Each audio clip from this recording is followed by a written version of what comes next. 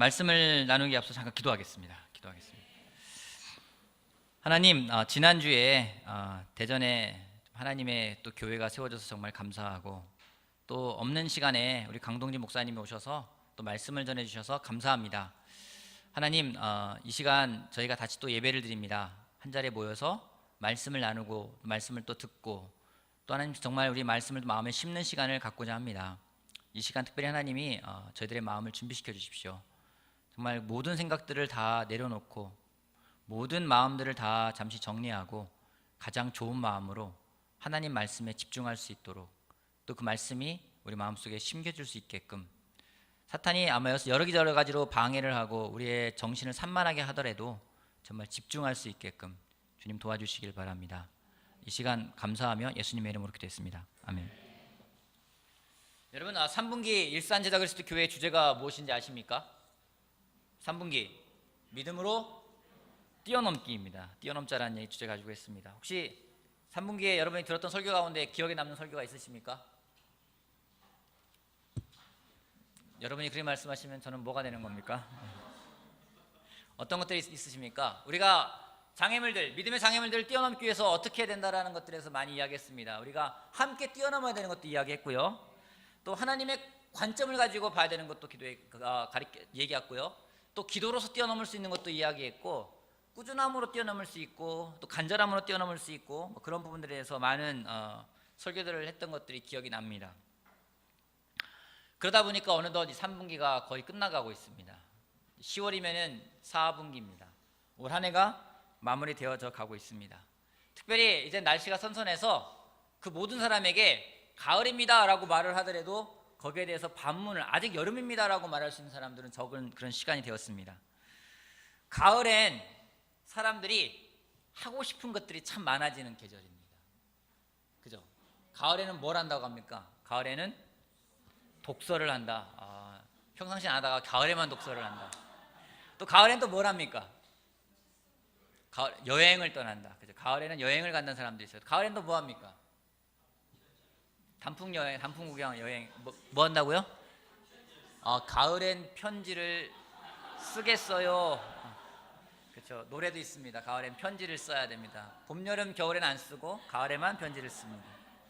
또 가을에는 뭘 하겠습니까? 가을에는 영혼을 수확해야 된다. 그렇죠? 가을에는 이렇게 수확하기는 시간이 납니다. 가을에 또 뭐 하고 싶습니까? 아멘. 그렇죠? 가을에는 맛있는 걸 먹어야 됩니다. 봄에도 먹고 여름에도 먹고 가을에도 먹고. 그렇죠? 여러분, 가을에 또 뭘 하고 싶으십니까? 여러분들 하고 싶은 게 뭐 있습니까? 어제 설교를 준비하면서 그 녹색창에다가 가을에는 이라고 쳤어요. 뒤에 붙는 말들이 많더라고요. 가을에는 편지를 쓰겠다. 가을에는 나무처럼 살고 싶다. 가을에는 노래하겠다. 가을에는 사랑하겠다.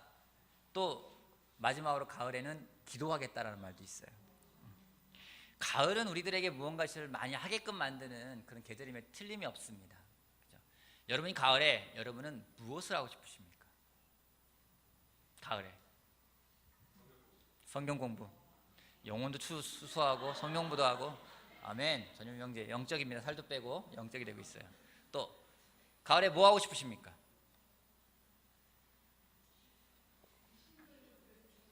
싱글들 결혼을 보내야 돼요. 그렇죠. 가을에는 결혼을 해야죠. 그렇죠. 올 가을에는 힘들지도 모르겠지만 내년 가을을 다시 한번 노리면서 싱글들 아멘. 네. 또 가을에는 또 무엇을 하고 싶으십니까? 가을에 하고 싶은 거 없으세요? 가을에 올 가을에는 이거 한번 해보고 싶다 그런 거 없으세요? 가을에 캠핑을 하고 싶어요? 아멘. 가을에 캠핑 가면 좋죠. 오늘은 가을에 우리가 하기를 바라는 것 3가지를 같이 이야기하고 싶습니다. 우리 로마서 15장 말씀 같이 볼게요. 로마서 15장. 첫 번째는요, 가을에는 성령 충만하게 합시다. 가을에는 성령 충만하게 하소서라는 첫 번째 주제입니다. 가을은 아까 말했듯이 가을은 수확의 계절입니다. 연초에 뿌린 것들을 거두고 또 내년을 어떻게 가져갈지 준비하고 계획하는 시간입니다. 그래서 대부분 기업체, 여러분 직장 다니는 직장인들은 느끼실 겁니다. 가을이 되면은 내년 계획을 세웁니다. 내년 예산안을 짜고요. 내년에 무엇을 할 건지에 대해서 한 9월, 10월쯤에는 대개 결론이 나게 돼 있습니다. 이 수학을 하다 보면은 희비가 엇갈립니다. 수학물이 많은 사람은 기분이 어떨까요? 좋을 거예요. 기쁠 거예요. 하지만 수학할 게 없는 사람은 어떨까요? 그 사람에게는 가을은 고독의 계절이 됩니다. 여러분, 때로는요, 가을에 많은 풍성한 것들을 거두면서 누군가는 거두고 있는데 내 손을 보니까 내 손은 빈손이라고 생각될 때가 있습니다. 그래서 가을이 그 어떤 희망을 가져가는 계절이 아니라 가을이라는 계절이 나에게 있는 희망을 다 빼앗기는 계절이 되기도 합니다. 여러분, 가을을 했을 때 빈손이라 생각될 때가 있어요. 특별히 이 자리에 있는 싱글들은 그런 마음이 더 들 수도 있을지도 모르겠습니다. 가을인데 또 빈손이네. 올해도 빈손이네. 직장인들도요. 가을인데 내 직장은 아무 변화가 없네. 또 빈손이네. 부부관계도요. 가을인데 올해 또 변한 게 없네. 또 빈손이네. 사업하시는 분들도 올해도 또 빈손으로 지나가나? 라고 생각되어질 때가 있습니다. 하지만 가을에 성령이 충만해진다면 우리에게 새로운 희망을 가져갈 수 있는 계절이 될 거라 저는 확신합니다. 로마서 15장 13절 말씀. 로마서 15장 13절 말씀을 같이 한번 한 목소리 읽어볼게요. 로마서 15장 13절. 소망을 주시는 하나님께서, 자, 같이 읽어볼게요. 시작. 소망을 주시는 하나님께서 믿음에서 오는 모든 기쁨과 평화를 여러분에게 충만하게 주셔서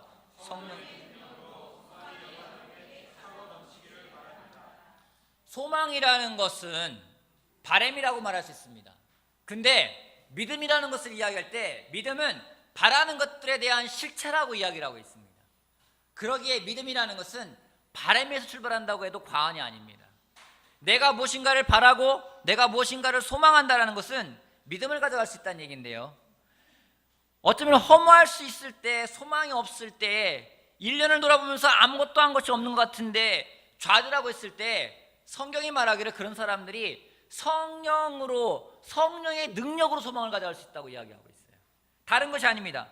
내가 가지고 있는 것이 아니라 성령의 능력으로 소망이 여러분에게 차고 넘치기를 바란다고 이야기하고 있어요.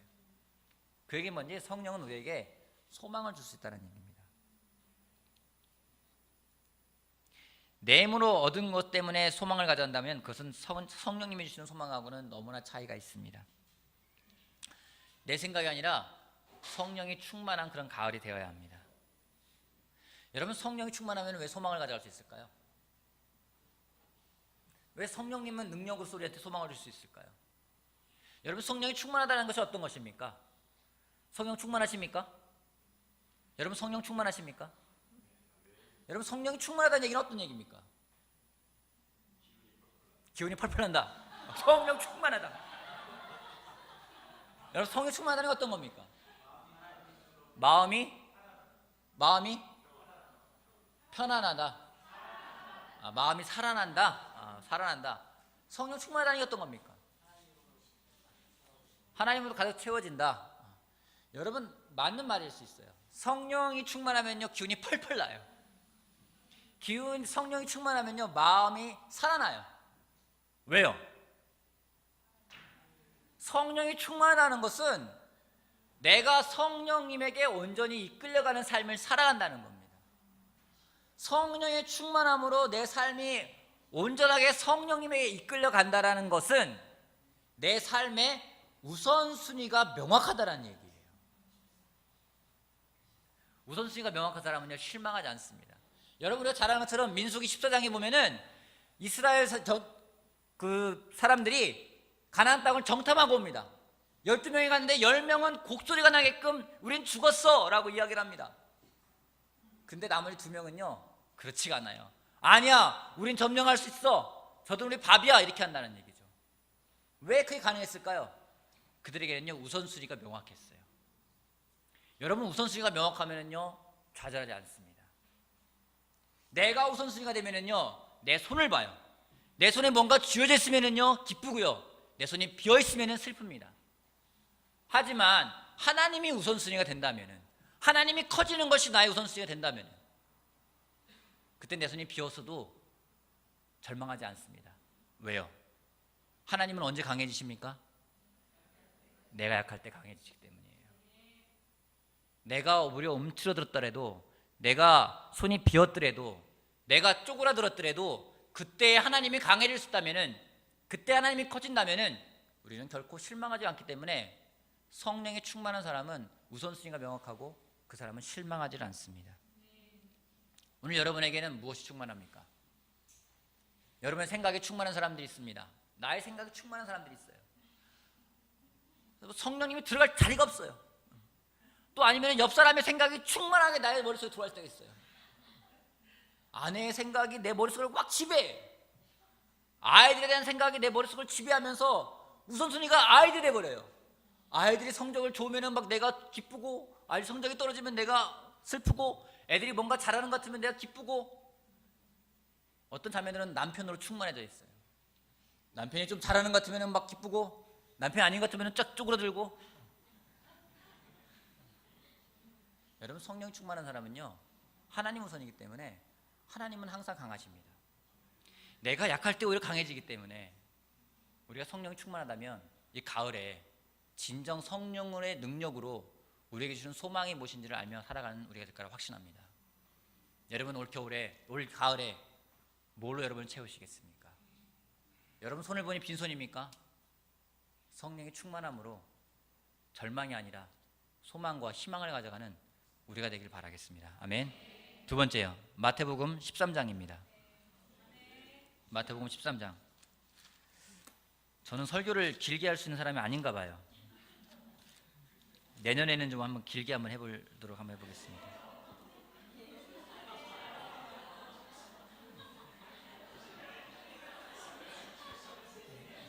왜요? 초심을 지키라고요?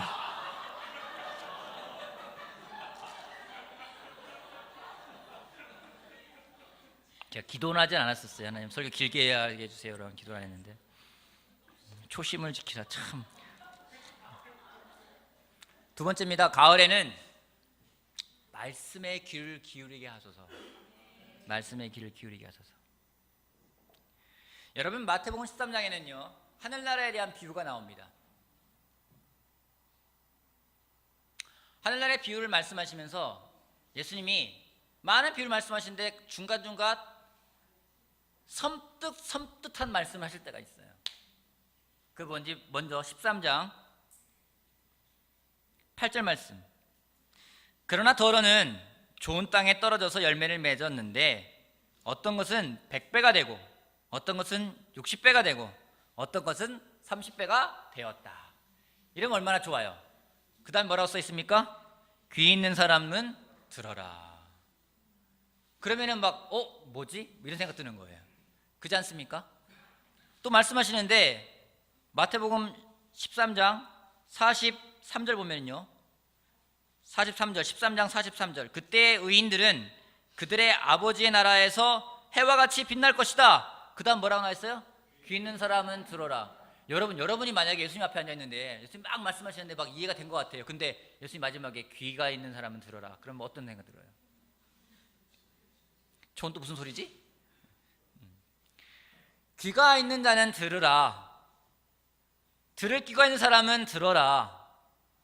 이 듣다라는 말은 그저 그냥 소리를 귀로 들으라는 말은 아닙니다. 들려진 말에 대해서 내가 경청하고 고민하고 깨달아서 머리뿐만이 아니라 삶으로 그것이 나오는 것이 듣는 사람이라고 성경은 이야기를 하고 있습니다. 그러기에 예수님이 하늘나라에 대한 비유를 말씀하시면서 귀가 있는 사람은 들으라고 하면서 천국은 말씀에 정말 귀를 기울인 사람만이 따라갈 수가 있다라는 말이기도 합니다. 여러분, 반대로 귀를 기울이지 않으면 어떤 일이 벌어지는지요, 예수님이 또 이 말씀하실 때가 있어요. 마태복음 11장 볼게요. 마태복음 11장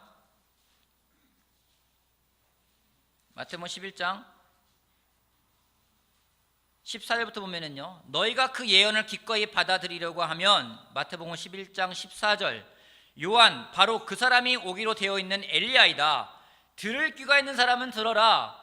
이 세대를 무엇에 비길까? 마치 아이들이 장터에 앉아서 다른 아이들에게 이렇게 말하는 것과 같다. 우리가 너에게 피리를 불어도 너희는 춤을 추지 않았고 우리가 고글해도 너희는 울지 않았다. 들을 귀가 있는데 듣지 않는 사람에 대해서 비유 말씀하시는 게 뭔지, 이 시대가 무언지 들을 귀가 있지 않아서, 듣지 않기 때문에 하는 사람들에 대해서 뭐라 하는지, 피리를 불어도 너희가 춤을 추지 않고 고글해도 너희가 울지 않았다고요. 그 얘기는 뭡니까? 듣지 않기 때문에 자기가 듣는 대로 자기가 하고 싶은 대로 한다는 얘기예요. 천국은 그런 데가 아니라는 겁니다. 들을 귀가 있어서 듣고 그 말씀을 따라 살아가는 사람들이 갈 수 있는 곳이 천국이라는 겁니다. 내가 귀로 듣지 않으면은요, 귀로 듣지 않으면은요, 제 멋대로 살게 되어 있습니다. 놀랍게도 하나님의 이 성경을 무엇이라고 합니까? 우리가 하나님의 말씀이라고 그래요. 그죠? 하나님의 말씀이라고 그래요. 그럼 이거는 뭡니까? 이거는 말씀이라는 거예요. 그죠? 그럼 이거는 내가 어디로 봐야 됩니까? 귀로 들어야 되는 거예요. 내일부터 큐티할 때 이렇게 갖다 대세요. 여러분, 성경을 눈으로 읽지만, 우리는요 성경을 읽지만 듣는다라고 표현을 씁니다. 왜 말씀으로 하나님이 다른 걸로 어떤 이렇게 보여지는 걸로 말씀하시는 게 아니라 왜 귀로 듣게끔 만들었을까요? 성경은 하나님의 예를 들어서 행동이다 이렇게 보지 않고요, 성경은 하나님의 말씀이래요. 말씀은요 귀로 들어야 되는 거예요. 왜 하나님은 말씀으로 우리한테 말씀하셨을까요? 왜 우리한테 보여주지 않고, 우리한테 만지게 하지 않고 왜 우리에게 듣게 하셨을까요? 생각하라고. 그럴 수 있어요. 여러분, 누구한테 들려줍니까? 누구한테 들려줍니까? 들어야 될 사람한테. 여러분, 누구한테 들려주고 누구한테 보여주지 않습니까? 누구한테 안 보여줍니까? 간단하게 생각해 보자고요. 안 보이는 사람에게는 안 보여줘요. 그죠? 여러분, 장님에게 보여줍니까? 안 보여줘요. 장님에게는 어떻게 합니까? 들려줘요. 곰곰이 생각해 보니까요, 우리는 장님이에요. 우린 장님이에요. 왜요? 우리는요, 우리 앞에 무엇이 나타날지를 몰라요. 앞으로 20초 후에 어떤 일이 벌어질까요? 몰라요. 그죠? 앞으로 1초 후에는 무슨 일이 벌어질까요? 몰라요. 우리는요, 앞으로 어떤 일이 내 앞에 벌어질지 모르기 때문에 우리는 눈은 뜨고 있지만 우리는 장님이에요. 볼 수 있는 사람들이 아니에요. 그러기에 하나님은 우리한테 말씀을 들려줍니다. 아니요, 저 보고 있는데요? 그런 사람에게 예수님이 요한복음에서 말씀하신 게 있으세요. 너희가 장님이라면 차라리 너희 죄가 없을 텐데 너희가 본다고 하니까 너희 죄가 그대로 있다고 말씀하고 계세요. 그 얘기는 뭔지, 차라리 너희가 맹인이었더라면 죄를 짓지 않았을 것인데, 그러나 너희가 하는 일을 알고 있다고 생각하기 때문에, 너희가 본다고 생각하고 주장하기 때문에, 나는 안다 생각하기 때문에 너희 죄가 그대로 남아있는 거라고 말씀하고 계신 거예요. 우리는요, 앞을 못 봐요. 그러기에 하나님은 놀랍게 우리한테 들려주셨습니다. 우리는 모릅니다. 아이를 어떻게 키워야 될지, 우리 앞에 그 아이가 어떤 모습으로 나타날지 우리는 모릅니다. 우리는 직장 생활에 앞으로 어떤 일이 벌어질지 우리는 모릅니다. 아시는 분 계십니까? 몰라요. 우리는 우리 가정에 어떤 일들이 벌어질지 우리는 모릅니다. 눈은 뜨고 있는데 볼 수가 없어요. 앞으로 일어날 일에 대해서 알 수가 없습니다. 그러게 우리는요, 때로는요, 이 세상을 살아가면서 답답하기 때문에 암흑 같다라는 말을 쓰기도 합니다.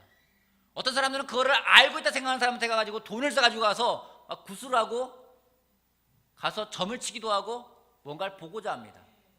근데 하나님은 우리에게 못 보는 걸 인정했기 때문에 우리에게 말씀을 들려주셨습니다. 듣는 거는요, 엄청 놀라운 영향력이 있어요. 어제 설교를 준비하면서 영상을 몇 가지 보는데 SK텔레콤에서 관관 영상이 있더라고요. 연결이라는 주제로 관관 영상이 있는데, 거기 보면은 우리나라의 최초의 국가대표 스키 선수인데 시각 장애인 선수가 있어요. 여러분 시각 장애인이 어떻게 스키를 탈까요? 그냥 내려가는 게 아니라 이렇게 깃대를 다 통과해야 돼요. 이렇게 지그재그로. 어떻게 통과할 수 있을까요? 어떤 소리로요? 얼음 소리로 여기에 깃대가 있을까? 촥 이렇게. 영상 좀 보여주겠습니까?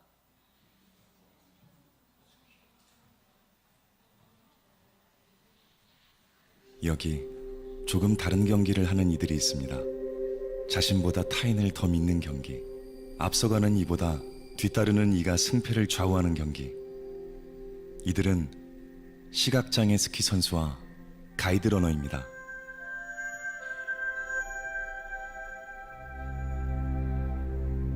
왼쪽 눈은 완전 실명을 하고 오른쪽 눈 시력은 정상인이 보는 거에 한 10분의 1? 5살 때부터 엄마가 스키장에 데려가서 스키를 태우셨어요. 균형 감각 길러주려고.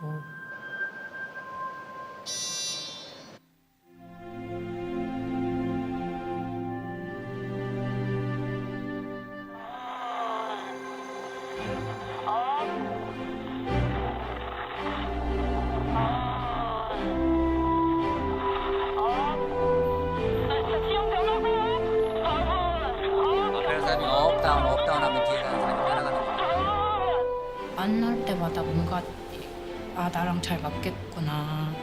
저는 그래서 혼자 뛰는 것보다는 좋아요. 둘이 하고 있어서. 선수와 가이드는 잠을 잘 때 선수가 왼쪽으로 돌아 누우면 가이드도 자동으로 왼쪽으로 돌아 눕고. 경기를 할 때 의심을 하진 않아요. 왜냐면은 앞이 보이지 않는 상황에서 소리로만 따라가야 되니까 믿지 않으면 절대 따라갈 수가 없어요. 그래서 스키 탈 때는 100% 믿습니다. 메달은 같이 얻어요. 한 몸처럼 움직이는 거니까 같이 받는 건 당연한 거죠. 같이 이렇게 만난 게 인연이라고 얘기했었잖아. 나는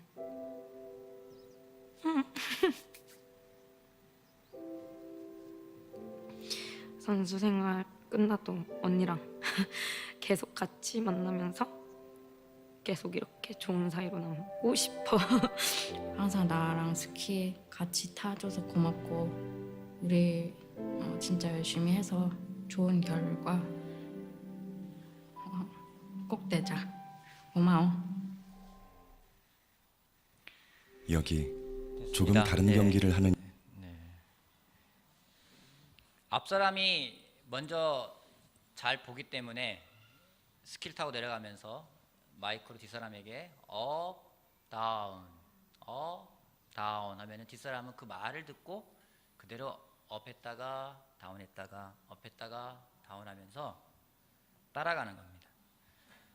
눈이 보이면은요 자기 멋대로 갈 것 같아요. 눈이 안 보이기 때문에 그 소리에 귀를 기울일 수밖에 없는 겁니다.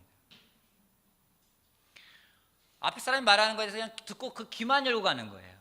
눈으로 가는 게 아니에요. 여러분 우리는요 하나님이 말씀을 했는데 말씀에 귀를 기울이지 않으면요 우리가 본다 생각하면은 우리가 본대로 갈 거라는 거죠. 여러분 오늘 무엇으로 살아가고 있습니까?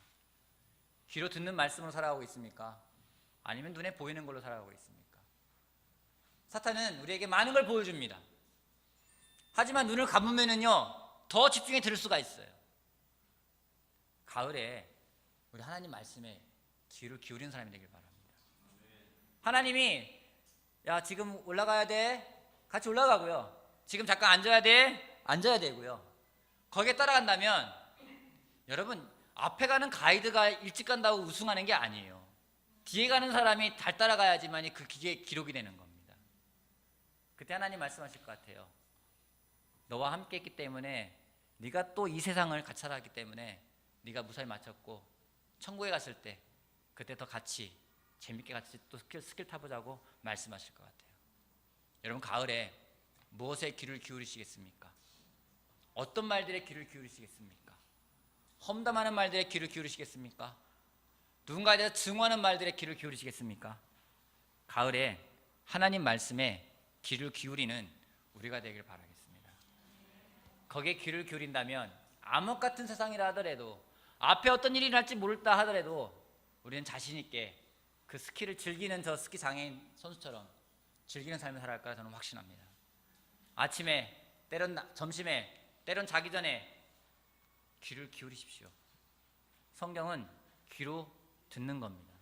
들으면서 정말 하나님 말씀이 여러분의 삶을 인도하는 그런 사람이 되길 바라겠습니다. 아멘. 마지막으로요, 세 번째 포인트입니다. 예레미야 애가 3장 보겠습니다. 가을에는 기도하게 하소서. 가을에는 기도하게 하소서. 예레미야 애가는 굉장히 슬픈 책입니다. 그의 많은 슬픔이 담겨 있는 것이 예레미야 애가입니다. 성경 가운데 슬픈 책이 두 가지가 있습니다. 하나는 예레미야 애가고 또 한 가지는 욥기입니다. 욥기도 참 슬픈 책입니다. 고통스러움이 담겨 있는 책입니다.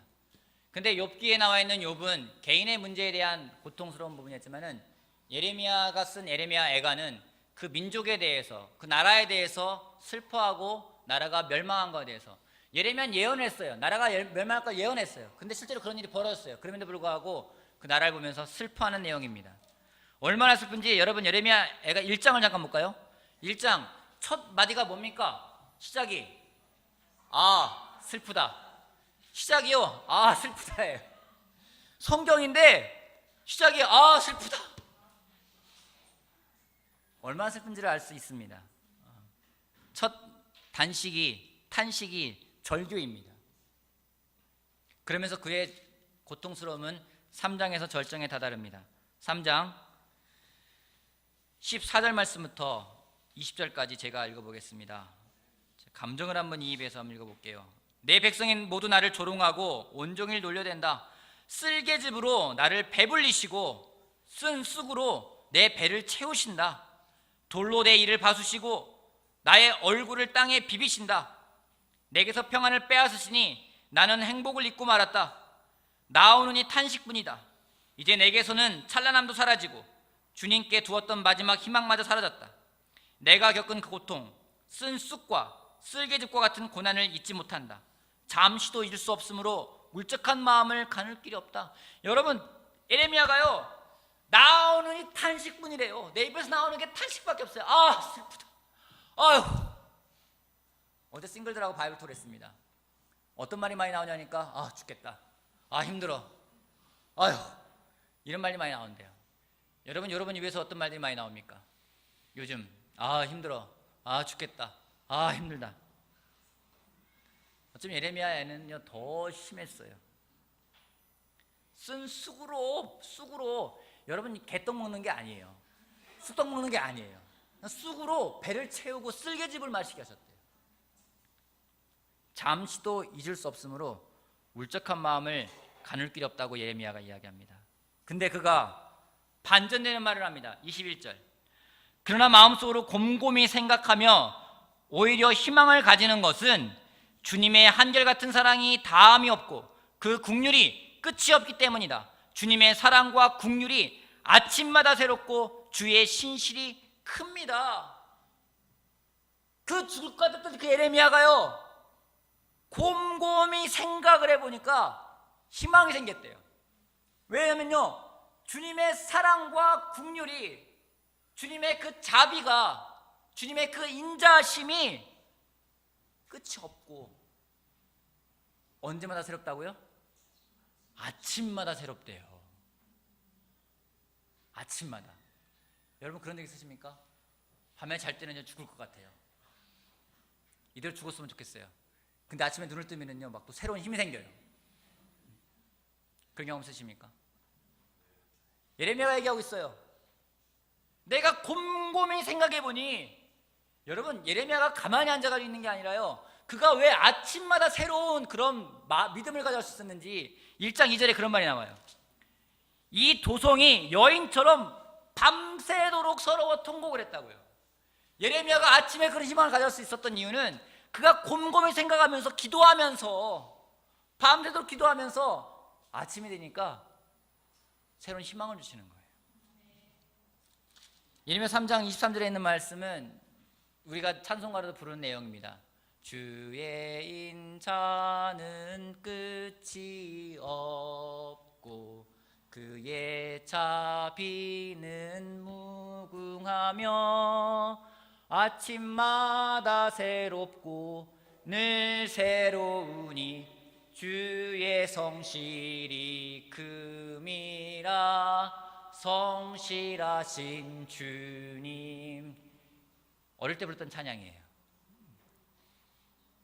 이게요, 예레미야 3장에 있는 말씀인 잘 몰랐어요. 그가 고백을 합니다. 주의 인자는 끝이 없고 그의 자비는 무궁하기 때문에 아침마다 새롭대요. 여러분, 아침에 죽을 것 같지만 아침에 성경 말씀을 읽고 기도하면은 어떻습니까? 또 살아날 것 같아요. 그러다가 하루 직장 가가지고 또 막 그러면 죽을 것 같아요. 아침에 또 일어나면 또 괜찮아요. 그게 반복 안 되면은요, 매일 죽을 것 같은 거예요. 아침에도 죽을 것 같고 저녁에도 죽을 것 같고. 여러분, 저는 이 고백이 우리 고백이 되길 바랍니다. 주의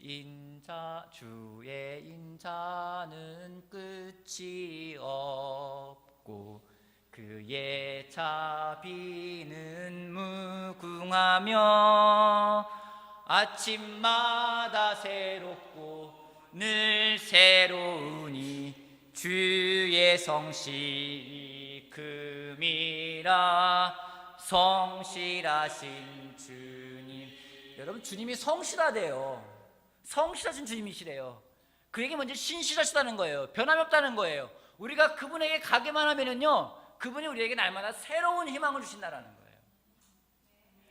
가을에 진정 희망을 가져간다면 우리가 기도하는 사람이 되길 바라겠습니다.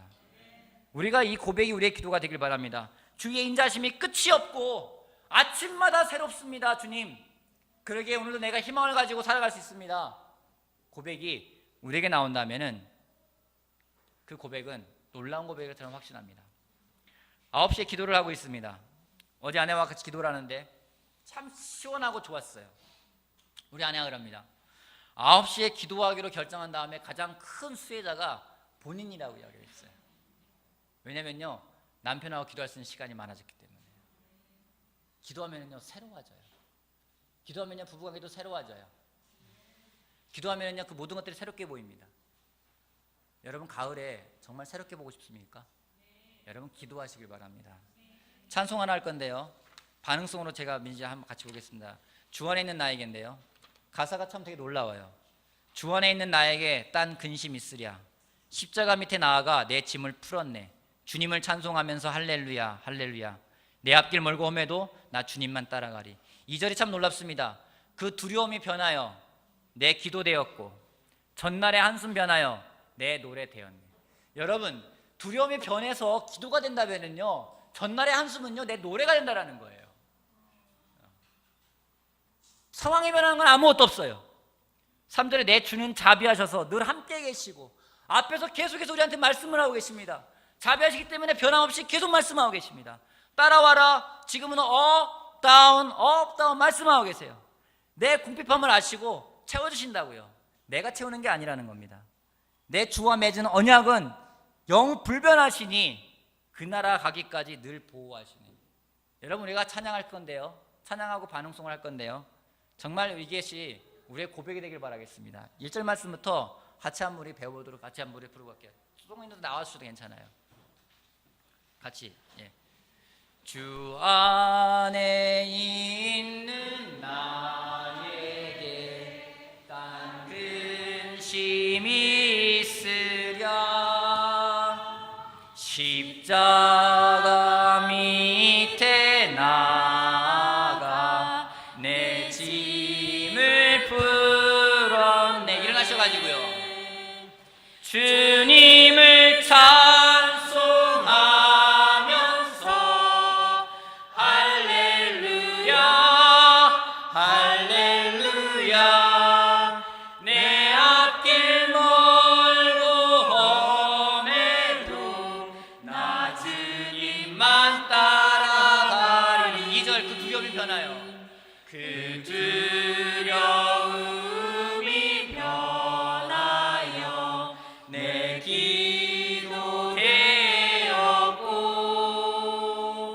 전날의 한숨 변하여 내 노래 되었네. 주님을 찬송